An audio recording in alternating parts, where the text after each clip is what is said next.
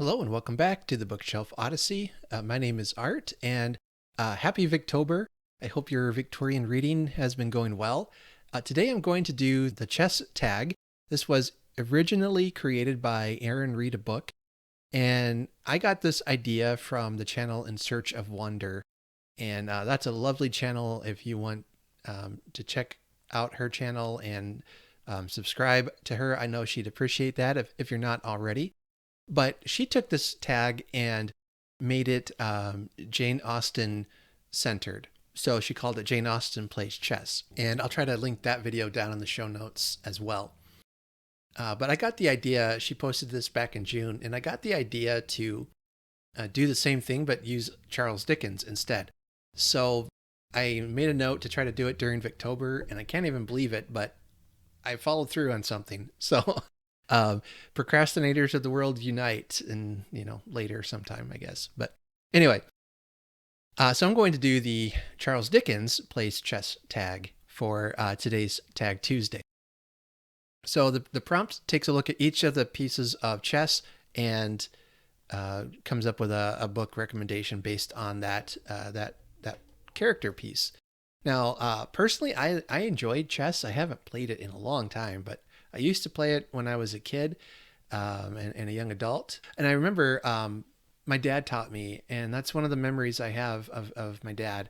As you know, he passed away earlier this year, and I remember him teaching us how to play chess. And I wasn't like super good, like a grand champion or anything, obviously, but I knew enough to play and to play against him, and to either be beaten by him or almost beat him.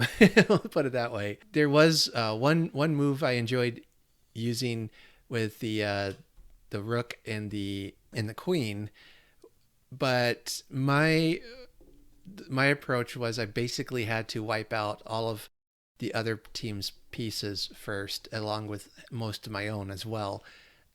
So I'm not sure, as far as strategies go, that was a very good one. But once I had it, they were pretty much trapped. Anyway, so my approach to chess is one of just total mutually assured destruction.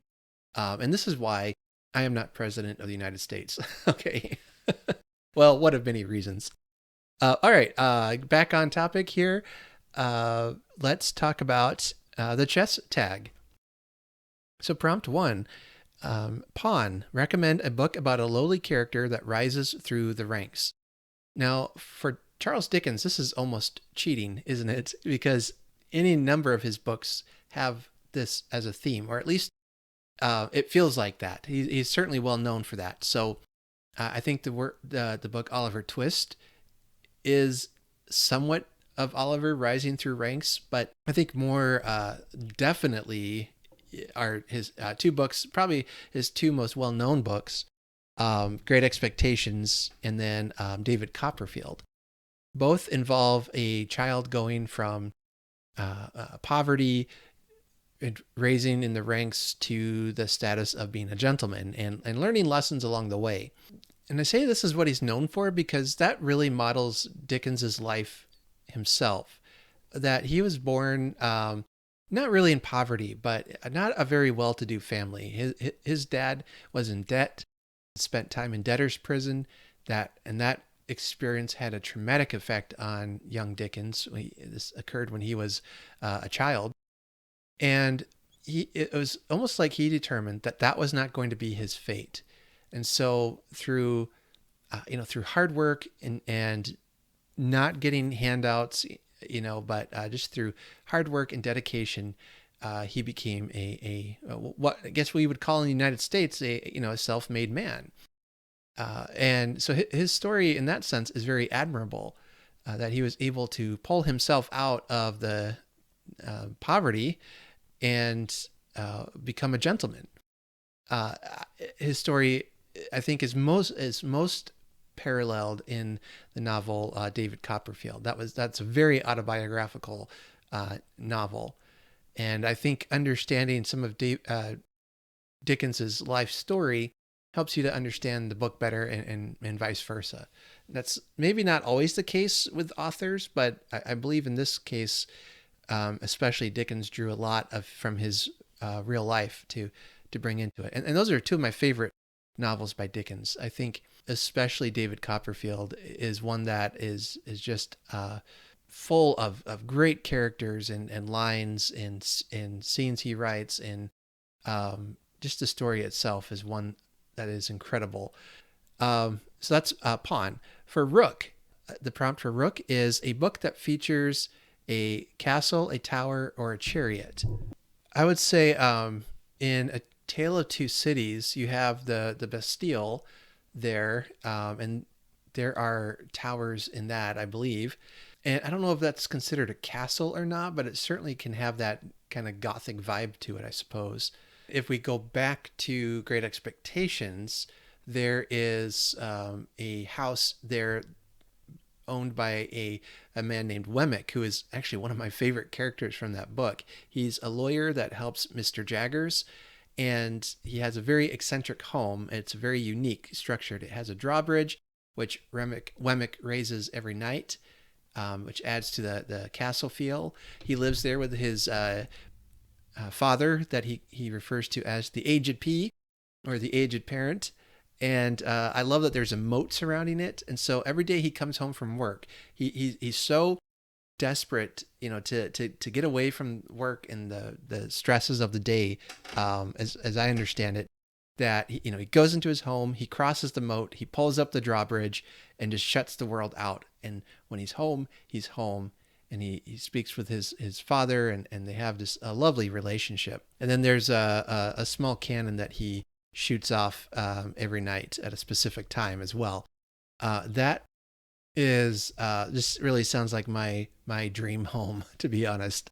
I love this idea of having a moat and a drawbridge that I can just pull up and be like, all right, I'm not taking any visitors today. Everyone stay away. Wemmick and I really identify with him.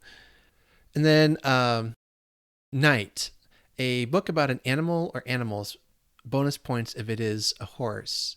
Now, there are several books that mention dogs as characters, and he seemed to have an affinity for dogs, and I was about to think that there wasn't really any memorable horse. But let's look at, I just thought about this. Let's look at the book Hard Times. It's one of his lesser read novels, I would say. I know a lot of people who think maybe I'll read that as my first Dickens novel because it's shorter. And I would actually tell you not to do that. Don't start with Hard Times. Just because, like the title, I think it can be a little difficult to get into. I think there are other of his novels that have a better entry point. Hard Times is about imagination and creativity versus hard, cold stone facts. And the story itself opens with the teacher talking about wanting facts, Thomas Gradgrind, I believe. And one of the facts that he emphasizes is in education of children, they shouldn't be taught imagination, but they should be taught facts and cold, hard facts, even to the detriment of creativity and imagination. So in one scene, Gradgrind criticizes a child named Sissy, who is the daughter of a circus performer, for not being able to define what a horse is according to factual terms.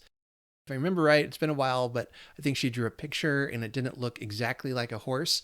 So she got criticized for that. And it was really frustrating for her, that her experiences, coming from the circus and being in a world of imagination and describing a horse in those terms versus, I want cold, hard facts. And so Gradgrind uses a drawing of a horse as a part of this lesson, and he highlights his rigid approach to education and continues to insist on her producing a factual description of a horse. And this is in the early chapters, and it really helps highlight the theme of the novel, which criticizes the education system that stifles creativity and imagination, which I think is such an interesting theme. So though often Hard Times is overlooked, I think it's worth reading because of what it's trying to say about creativity and imagination and the importance of it. I think of Dickens, who was not a highly educated man professionally. He didn't go to college and all that. He had school. He went to a couple of years of school. I think of others like Ray Bradbury, who, no matter what you think of his works, they are highly imaginative. And yet he only had a high school education. And he famously didn't want to go to college and be ruined by the universities, he thought. So his college, he said, was the library. And he went to the library and learned and went wherever his imagination would take him. So for Bradbury, he allowed his imagination to flourish in the libraries and through his creative writing.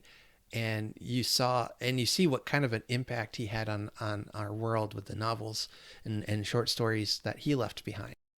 So yeah, a really, really good story to dig into this idea of facts versus imagination. Not always easiest one to read, but it is one that I think is worth reading. Then there is, the next one is Bishop, a book that features religious characters or members of a church. Bonus points for a bishop. I seem to remember that The Mystery of Edwin Drood takes place in a cathedral, or has a cathedral as part of it. I believe I've only read that one once, and it's been a couple years. And I think there was a clergy member as a part of that. In Bleak House, there is a character named Reverend Chadband. He's a clergyman. He is portrayed satirically. And he is, according to this description, he is verbose and self-righteous, delivering long, pompous sermons without much substance.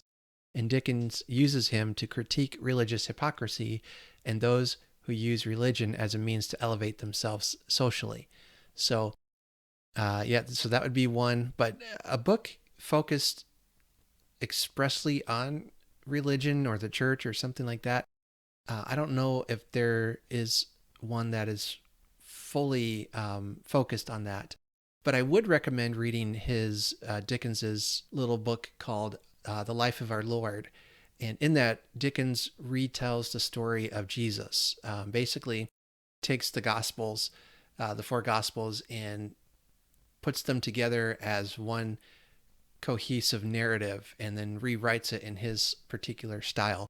It's essentially, Dickens retelling the New Testament. It has interest of the things he includes and the things he doesn't. If you want to know more about Dickens's religious beliefs, that's a great place to start. There's also a book called God and Charles Dickens that I really enjoyed reading that I would recommend if that's a topic that interests you. And then Queen, a book with a strong female character. Now, Dickens definitely has many strong female characters. One that comes to mind, and I don't know if you would think of her as a strong female character, but that is Mrs. Havisham from Great Expectations. Let me know if you think she would count as a strong female character. That's a character that has been abandoned at the altar, and so she has this mental breakdown where she basically freezes in time. And years later, as she comes into contact with Pip, she's still wearing her wedding dress. Everything in her room is exactly the same. The wedding cake is still there, and it's moldy and crumbled in on itself, and it's infested with bugs and cobwebs and all this gross stuff. But I find her so fascinating, so compelling. She's a very strong character presence at the very least. If you want some other strong female characters, I would suggest reading some of his later books, including his last completed novel, Our Mutual Friend. Has some good female characters in it. I am about to start reading Dombey and Son, and I feel like Florence Dombey is a strong character. I feel like she reminds me of Jane Eyre, actually. And sometimes I'm going to try to think about that as I read it this time around. But Dombey and Son is a story about a man who thinks that women have very little value, and so when he has a daughter, he's not very happy. But then when his son is born, he's just overjoyed. And so it follows Florence Dombey and Paul Dombey, her younger brother, and it explores this idea of love and rejection and family and who has value and who doesn't, or does anyone have no value? I don't know. Just really interesting questions that come. Obviously, I believe everyone has value, but Dickens kind of explores that idea in this novel, from what I remember. But a good story. Some of the most beautiful passages I've read come from this book, especially towards the end. And then King, a book about a monarch or ruler. The obvious one that comes to mind is A Tale of Two Cities. And though the king or ruler in A Tale of Two Cities is not a main character, his presence is definitely felt throughout the story of the rebellion, of the events that take place in France. It's very much centered on this idea of the leadership and the government that has failed the people, and they're tired of their failure and their pomposity, and they're wanting their freedom, and so they strike back. And I just had to check here. That was it was he wrote about it during the time of the French Revolution, which involved Louis XVI and Queen Marie Antoinette. But Dickens was often critical of authority figures in general, and his novels frequently feature critiques of these institutions, like the aristocracy, the legal system, government figures, the church. He had critical things to say about them. The education system, things like that he felt were damaging and harmful to people and to children, and he wanted to speak out against those things. If you think of a monarch or king as just a ruler in general, Dickens had a lot to say in, I think, every one of his novels, just about what he had, his thoughts about how the leaders were treating the people, and he had some strong opinions about it. So yeah, that's the Charles Dickens Plays Chess book tag, and the next is to tag some people. I'm gonna pick Nikki at My Messy Bookshelf, and Mitzi from Mitzi Reads and Writes, MJ from Reading This Life. I'm going to tag her. I think she would have some interesting choices here. I'm going to go also with Kevin from Kevin's Novel Advice. I really love his videos, and he often will have videos like 10 different novels about a topic. So I think this might actually be right up his alley. These are all great channels, a variety of followers, but go ahead and follow them. These are some of my favorite channels to watch, and those that I don't know if they do tags or not, and no pressure if you don't want to do it, it's fine. But I thought I'd give you guys a shout out, and check out those channels if you haven't subscribed to them. All right. I gotta go. My daughter apparently is done with school, and I forgot about her. So until next time, take care and happy reading, everyone.